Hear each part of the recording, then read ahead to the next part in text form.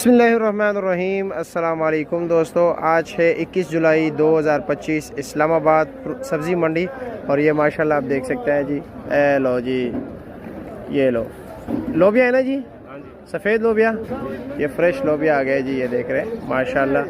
और इसमें ये फ्रेश बीन काटा है। अच्छा, और रेट क्या है? कहाँ से लाए हो ये? फैसलाबाद से लाए हो? अच्छा जी। और किलो के हिसाब से बेचते हो या दड़ी के हिसाब से? किलो के हिसाब से। अच्छा जी, 400 रुपये किलो। कुछ कमी बेशी? हाँ, 400 फाइनल। और सुबह से किस टाइम से किस टाइम तक होते हो यहाँ पर?